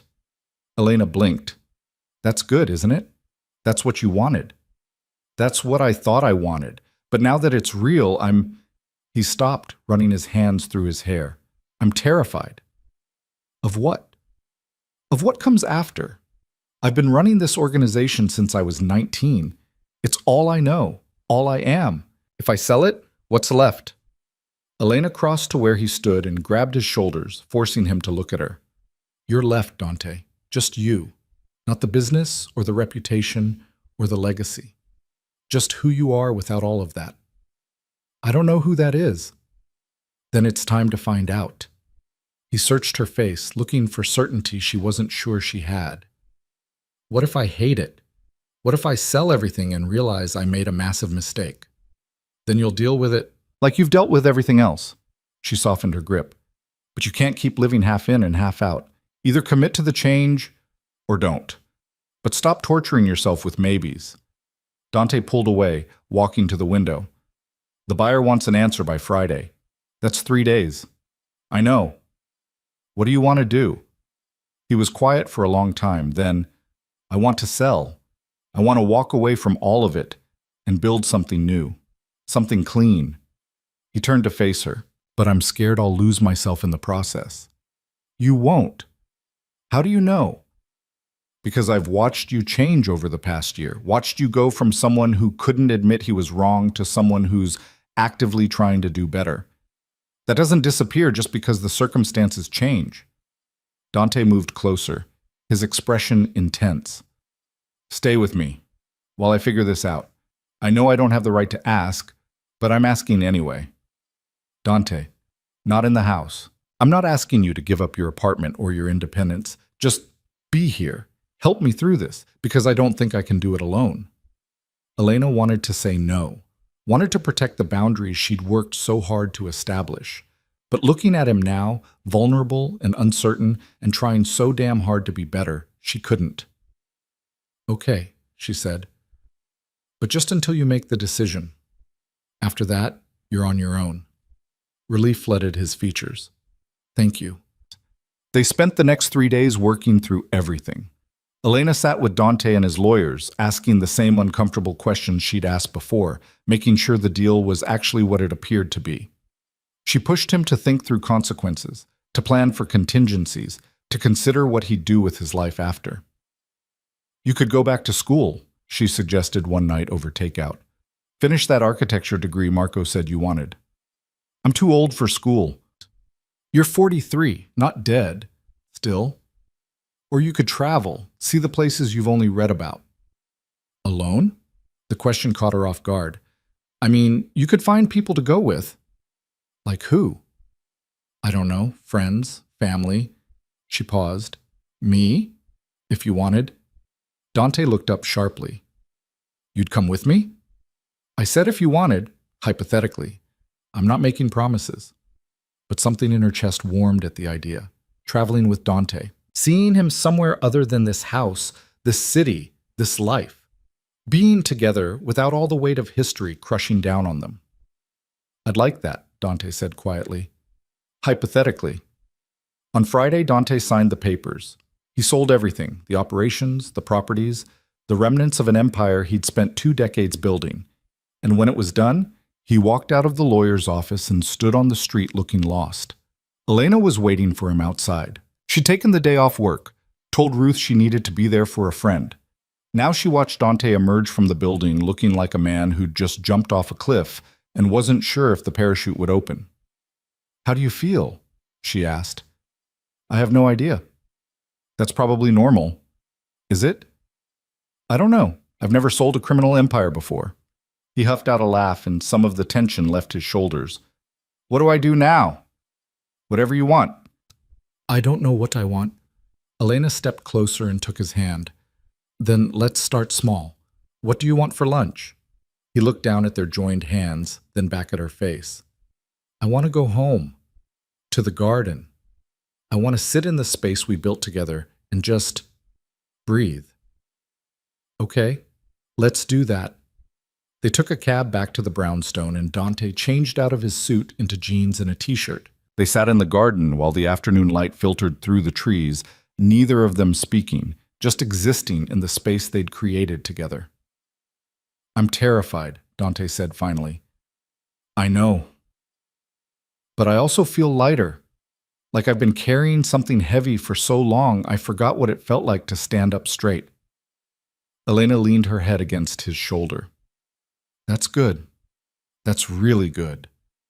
Will you stay? Not just today, but longer. Help me figure out what comes next. She should have said no, should have maintained her independence, protected her hard-won boundaries. But sitting here with him, in this garden they'd built from ruins, Elena realized something. She didn't want to leave. "Yeah," she said softly. "I'll stay."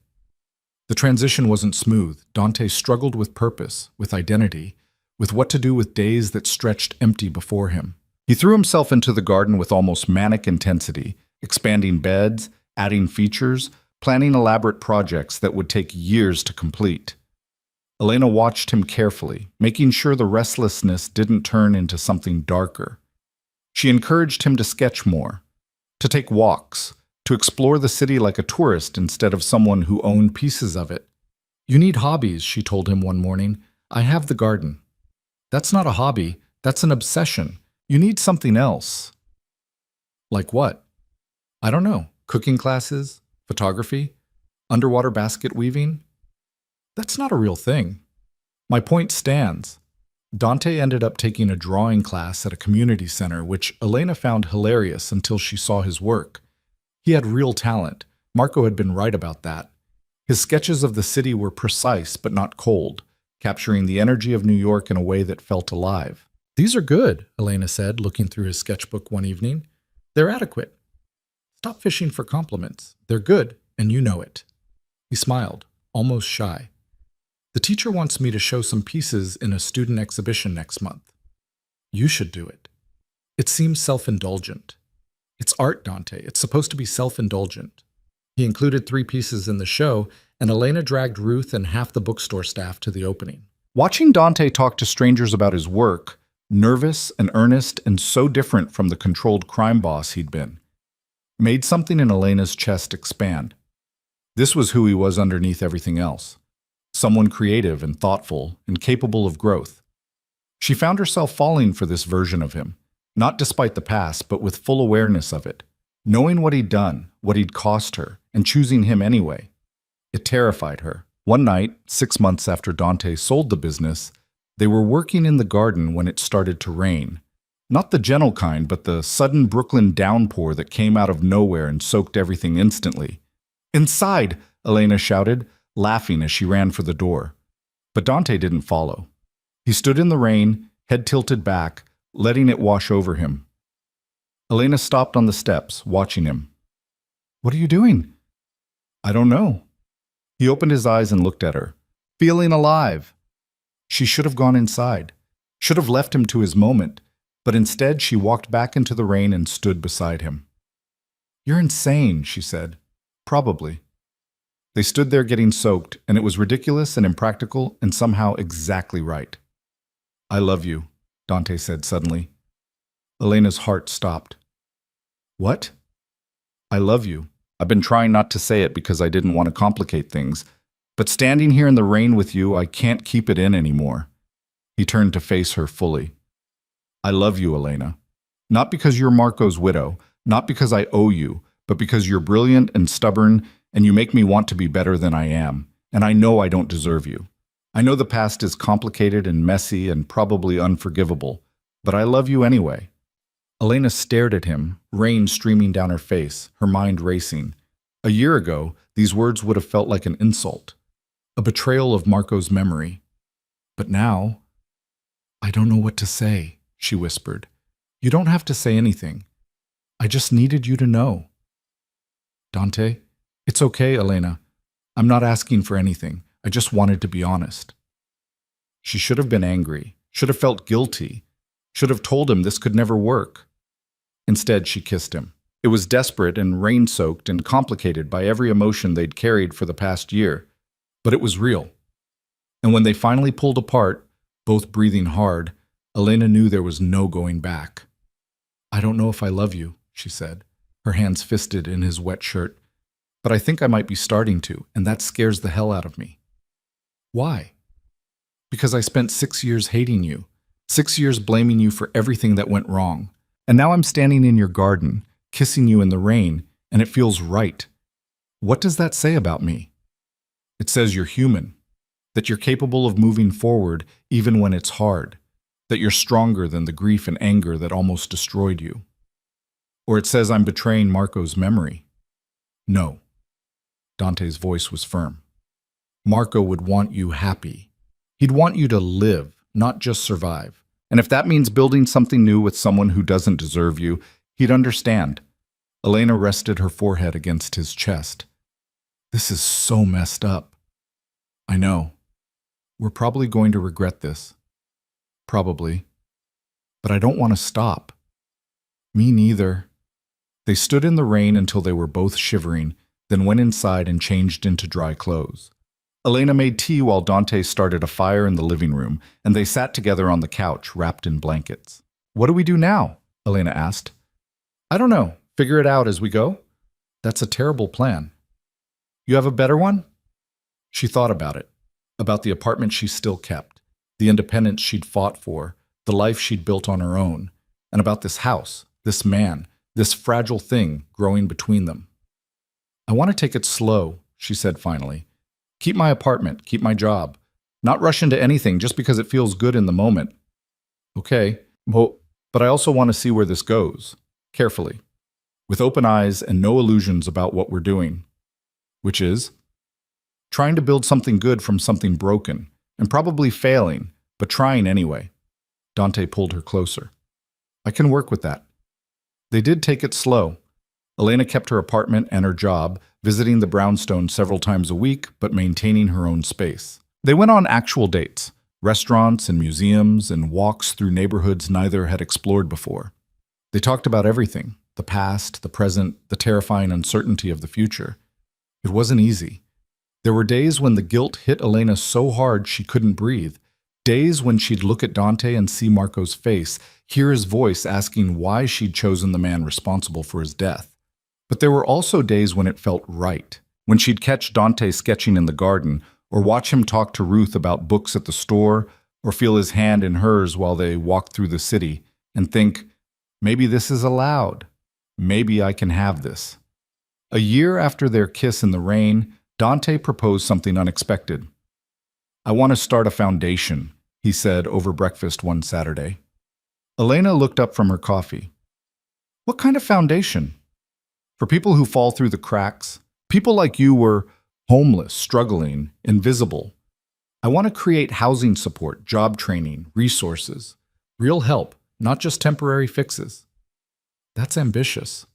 I have the money and the time, and I need to do something that matters, something Marco would have been proud of.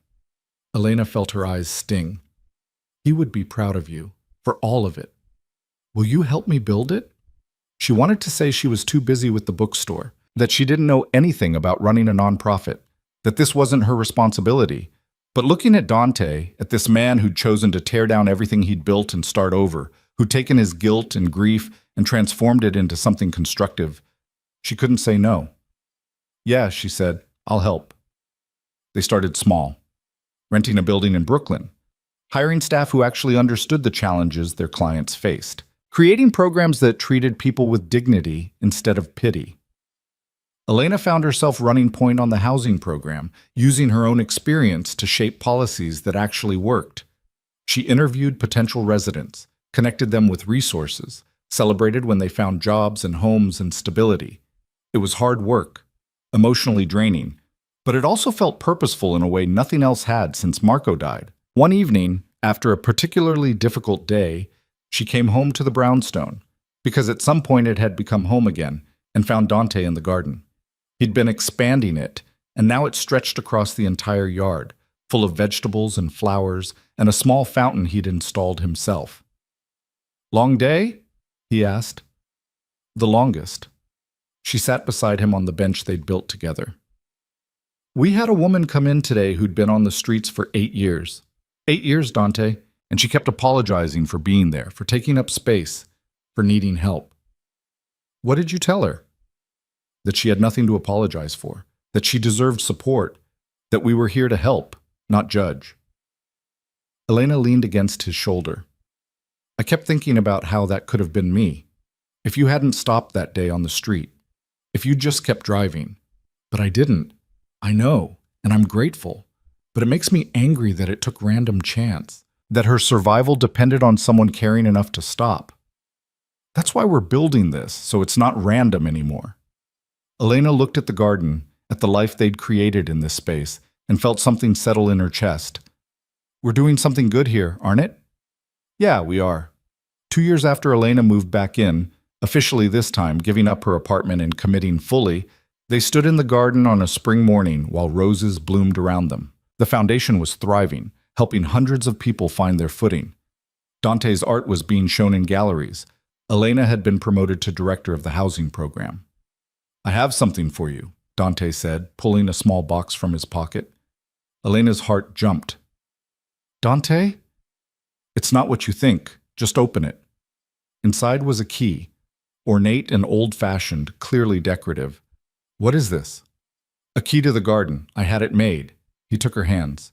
This space, everything we've built here, it's as much yours as mine. I wanted you to have something to symbolize that. Elena turned the key over in her hands, feeling the weight of it. It's beautiful. I was going to get you a ring, but that felt wrong. Too much like trying to replace what you had with Marco. He met her eyes. This isn't about replacing him or pretending the past didn't happen. It's about acknowledging what we've built together, on our own terms. She kissed him then, soft and certain. I love you. I love you too. I need to tell you something, though. Okay. I'll never fully forgive you for what happened to Marco. That choice you made, it changed my life in ways I can't undo. And there's a part of me that will always carry that anger. Dante nodded slowly. I understand. But, Elena continued, I also know that people are complicated, that you can do terrible things and still be capable of growth, and I choose to be with you anyway. Not because I've forgotten or excused what happened, but because I believe in who you're trying to become. That's more than I deserve. Probably, but it's what I'm offering. They stood in the garden they'd built from ruins, surrounded by life they'd cultivated together, and it felt like a beginning, not a clean one, not simple or uncomplicated, but real. 6 months later, they held the foundation's annual fundraiser in the brownstones' backyard. The garden was filled with people, donors, residents, staff, friends. Ruth came from the bookstore. Dante's old lawyer, who'd helped navigate the sale, showed up with his wife. Even some of Elena's former gallery colleagues, the ones who'd stuck by her, made appearances. Elena stood on the back steps, watching it all, feeling the weight of the key Dante had given her in her pocket. It's something, isn't it? Ruth said, appearing beside her with a glass of wine. It really is. I'm proud of you, for everything you've built, both here and at the foundation. Elena smiled. I had help. Still counts. Ruth clinked her glass against Elena's. Marco would be proud too. The mention of his name didn't sting the way it used to. Instead, Elena felt warmth. Yeah, I think he would be. Dante found her later, after most of the guests had left. They sat in the garden as the sun set, exhausted but content. We did good, he said. We did. Think we can keep doing it? Elena leaned against him, watching the roses sway in the evening breeze. Yeah, I think we can. It wasn't a perfect ending. There was no magical moment where all the pain disappeared or the past stopped mattering. Elena still had days where the grief hit hard. Dante still carried guilt that would never fully fade, but they'd learned to live with it, to build something new without erasing what came before, to choose each other consciously and deliberately, every single day. The garden grew. The foundation expanded. Their lives intertwined in ways that felt both impossible and inevitable. And in the space where ruin had once stood, something beautiful took root and bloomed.